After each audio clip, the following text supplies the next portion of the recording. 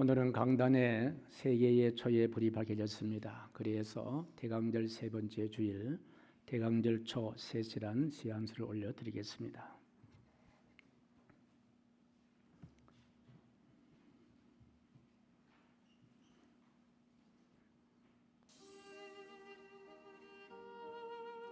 대강절 초 셋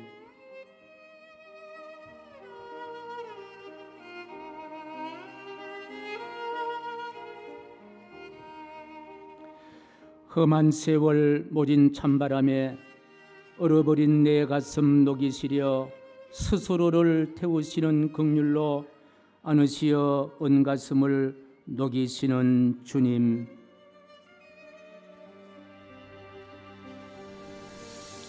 하얀 심지 까맣게 태우며 저리도 밝은 미소 가득한 얼굴로 하늘 아버지께 올리시는 애타는 기도, 봄 같은 따스함이 회복되게 하소서.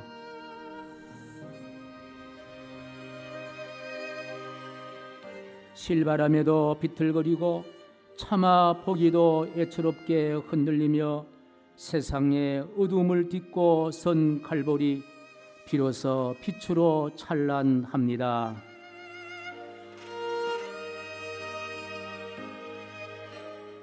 빛으로 오실 주님만 사모하며 캄캄한 세월의 언저리에 오늘도 촛불 하나 둘 셋 세우니 영롱한 희망의 깃발 펄럭입니다.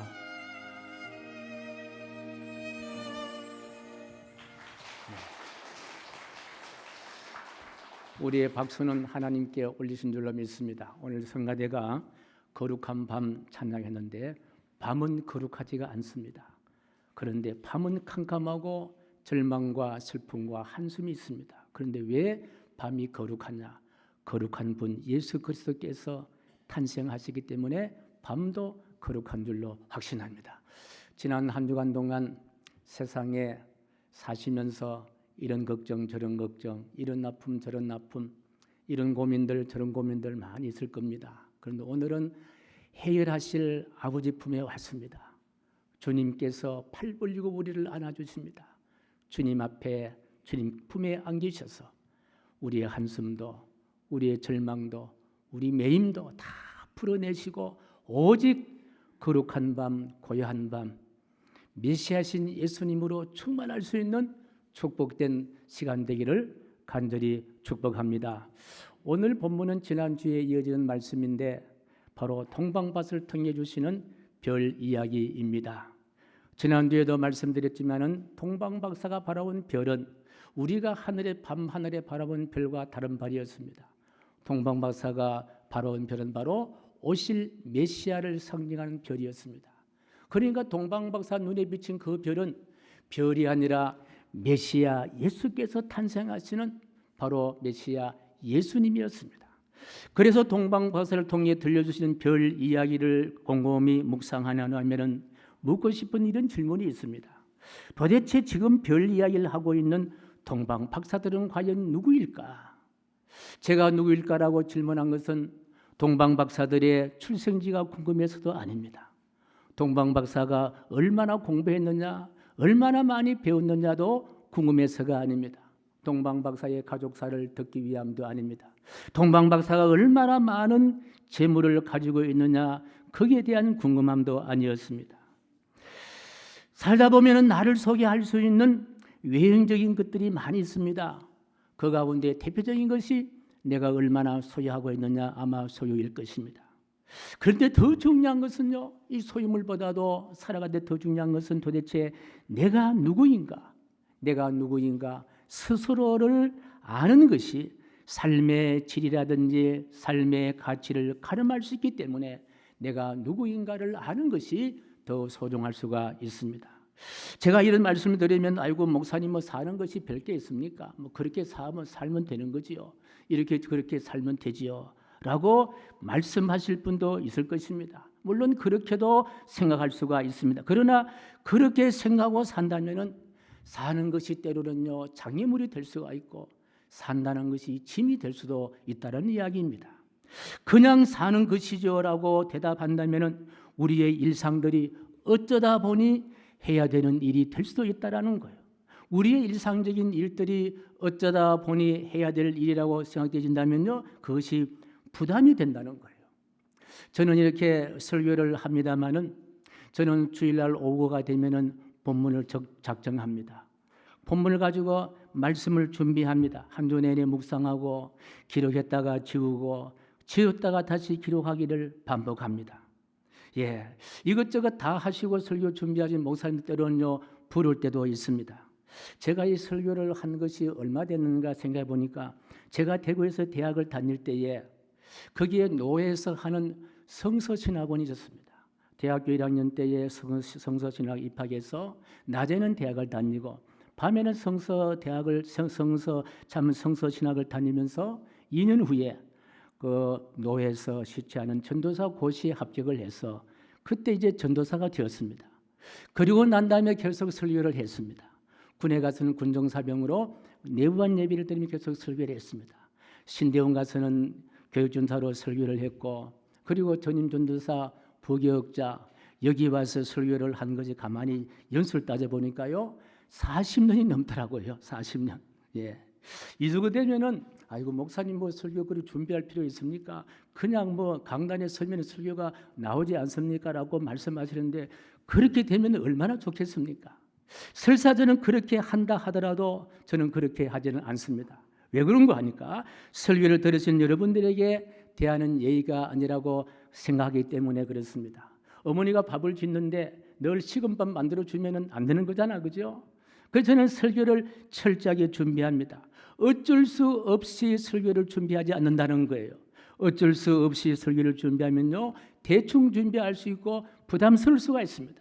그런데요 바로 설교해야 할 사명, 들을 여러분들을 상상하면은 설교 준비하는 일에 부담스러운 것이 아니라 설교를 준비하면서 저에게 은혜가 되더라는 이야기입니다.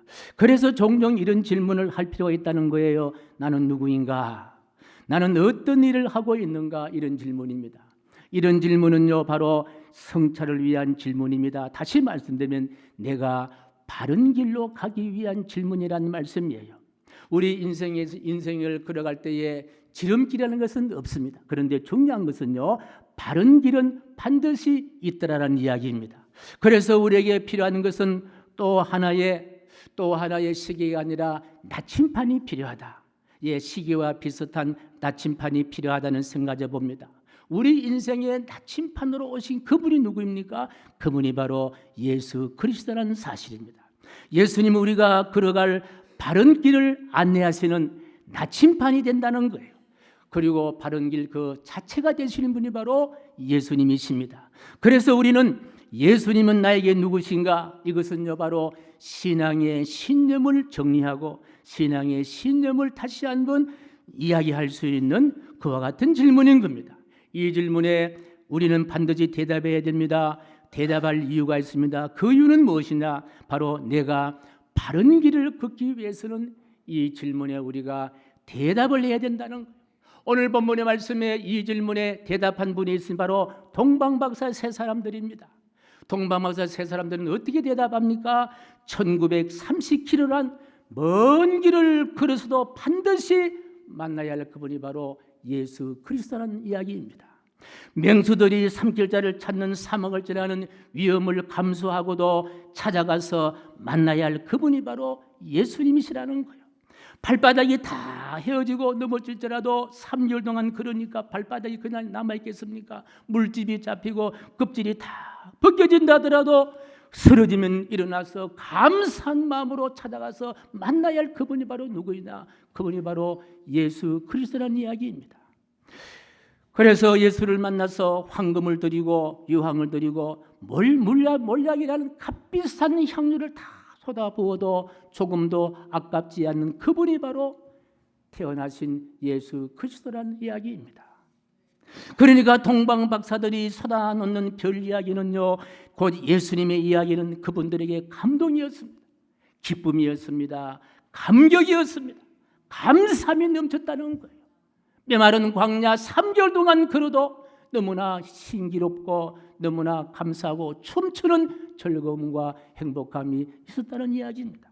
이처럼 우리 사람이라는 것은 자신을 성찰하고 바른 길을 걸어가는 것은 신바람 나는 일이요, 기쁜 일이요, 행복한 일임에 분명합니다. 그런데 전혀 자신을 성찰하지 않는 또 한 사람 만남이 바로 이 사람입니다. 3절 말씀인데요, 같이요, 시작. 헤롯 왕과 온 예루살렘이 듣고 소동한지라. 헤롯 왕입니다. 헤롯 왕입니다. 그리고 헤롯 왕을 추종한 예루살렘의 정치 세력들이었습니다. 헤롯은 예수님이 태어나신 그때의 유다를 다스렸던 왕이었습니다.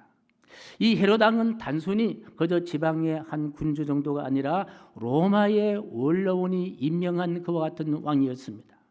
당시의 왕은 모든 것을 흔들 수 있는 권위와 그리고 위력을 가진 사람이었습니다. 성전을 지었다가 허물 수 있는 권력자였습니다. 심지어는 대제사장까지 임명할 수도 해임할 수도 있는 정도의 힘을 가지고 있습니다. 물론 군대도 지휘하고 세금도 걷고 법을 집행하는 그와 같은 사람이었습니다. 우리나라로 말한다면요, 그저 삼권, 그저 입법권, 행정권, 사법권을 한 손에 움켜쥐고 다 좌지할 수 있는 상상을 초월한 힘을 가진 그와 같은 사람 바로 헤롯이라는 왕이었습니다. 자, 이런 권력이 악과 결합하니 헤롯 왕의 품성은요, 포악할 대로 포악해진 거예요. 탈무드의 전성에는요, 자신의 부인 그리고 왕비가 되겠지요. 예, 자신의 부인의 비서인 소예무스라는 왕비가 있었는데 이 왕비의 비서가 있었는데 이분의 목을 그대로 잘라버렸다는 이야기가 있습니다.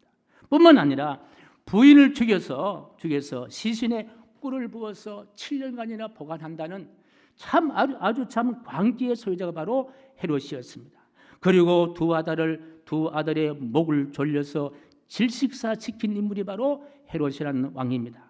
자, 이런 헤롯에게 나는 누구인가 라고 질문을 해서 자기 자신을 성찰할 수 있는 대답을 했겠냐는 거예요.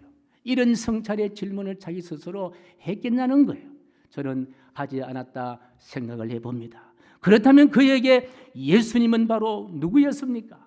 예수님 바로 자신을 바른 길로 갈 수 있게 한 메시아는 전혀 아니었습니다. 자신의 권력을 빼앗는 정적으로 적대자로 삼아서 예수님은 제거해야 될 대상이었습니다. 품성은 망가질 대로 망가진 상태였습니다. 권력이 악과 연합하여 광란의 칼춤을 추었던 잔인함 그 자체였습니다. 그렇다면은 그 잔인성이 바로 베들레헴에 예수님이 탄생했던 소식을 듣는 순간에 베들레헴의 마을과 인근 주변의 마을들을 샅샅이 소문을 내서 어린아이를 다 찾아서 모두를 죽이게 했던 그와 같은 인물이었습니다. 그래서 3절 하반절에 보면요, 예수님의 탄생을 듣고 소동했다고 했습니다. 여기 소동이란 단어가 바로 쉽게 말하면요, 난리 법석을 떨었다는 말이에요. 예수님이 탄생했다니까 난리 법석을 떨었다는 그 이야기입니다. 예, 여기 다시 한번 우리가 이런 질문을 해봅니다. 그렇다면 우리에게 나는 누구인가? 나는 어떤 일을 하고 있는가? 예, 자신을 성찰하는 질문을 다시 던져봅니다. 예수님 앞에서 하는 질문이라면 나는 신앙의 관점에서, 다시 말하면요, 신앙의 신념에서 내 자신을 어떻게 평가하고 나에게 예수님은 누구인가라는 질문입니다. 그저 내가 체력이 최단했을 때에 그저 건강보조 기능식품 가운데 한 사람으로 여기지는 않는지요. 힘들 때에 잠깐 도와드리는 그저 요양사 정도는 아닌지요. 아니면은 외로울 때에 잠깐 길동무 할 수 있는 말벗 정도는 아닌지요. 뭐 그렇게 생각하시는 분 여기에 아무도 안 계시리라 생각합니다만은 내 인생의 예수님은 내가 갈 방향을 정하시고 내 시간을 컨트롤하시고 내 재정을 컨트롤하시고 나의 삶을 컨트롤하시는 다스리는 왕, 끝까지 책임지는 왕이기를 간절히 축복합니다. 나로 하여금 바른 길로 가게 하시는 왕 중의 왕이시요 끝까지 나를 지켜주시는 목자이기를 간절히 축복합니다.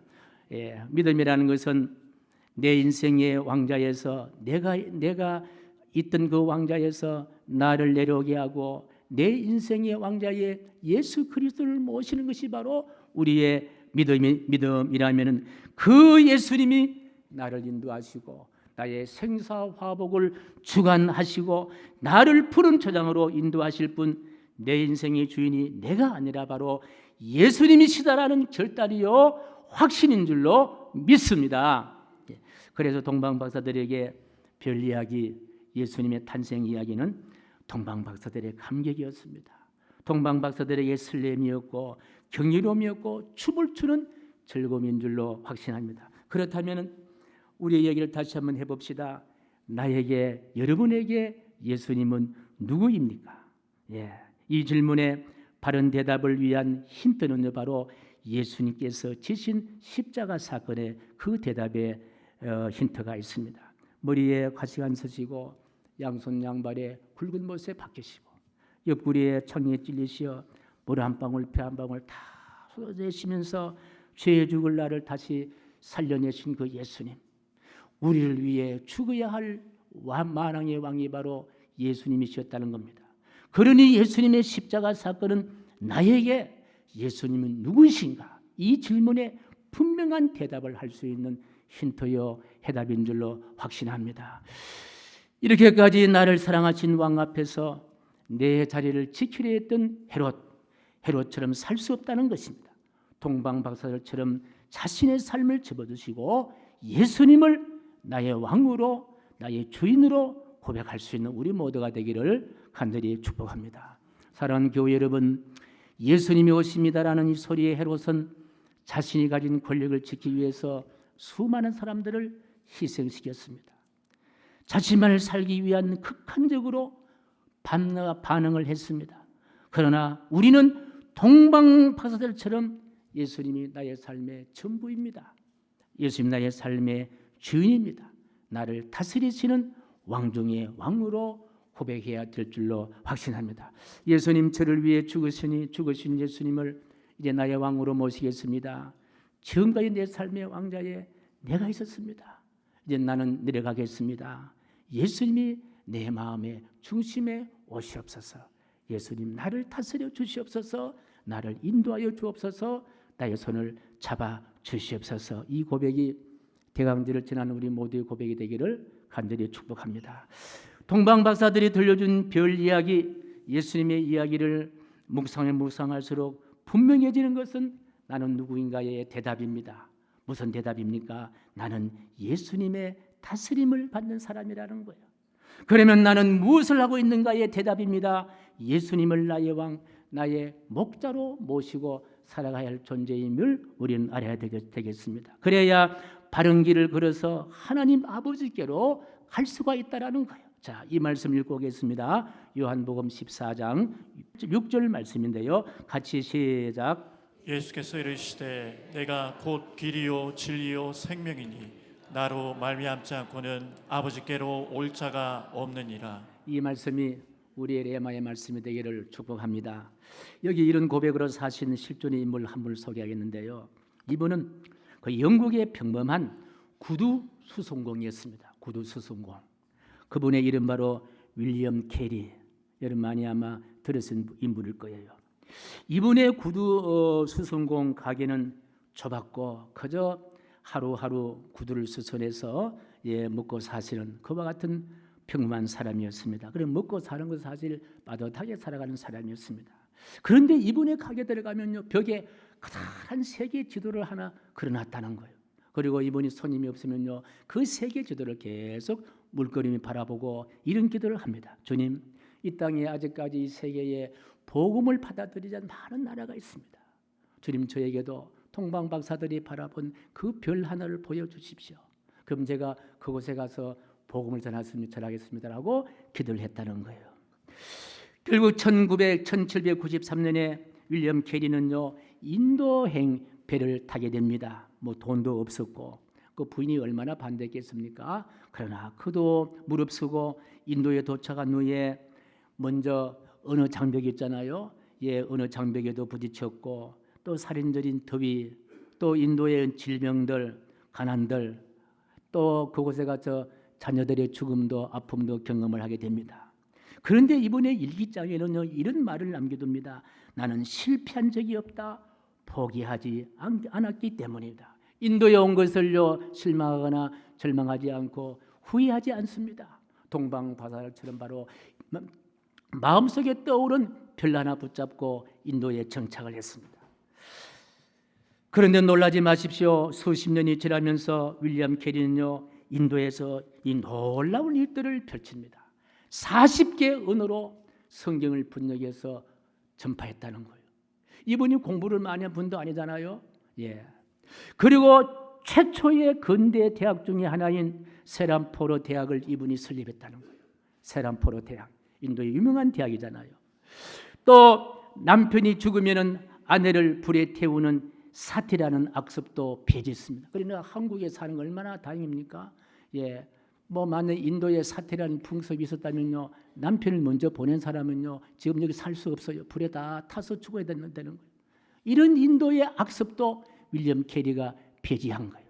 수많은 선교사들의 가슴에 지금도 밝게 빛나는 바로 선교의 밝게 빛나는 별 같은 존재가 바로 누구냐? 윌리엄 캐리라는 거예요.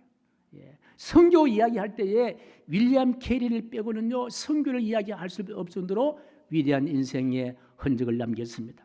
대강제를 지나면서 우리는 다시 묻습니다. 예수님 앞에 나는 누구인가? 도대체 예수님은 나의 어떤 분이신가? 이 질문에 우리가 대답을 해야 합니다. 어떤 대답을 할까요? 찬송가 96장으로 대답하기를 바랍니다. 우리 찬 96장 함께 찬송하겠습니다.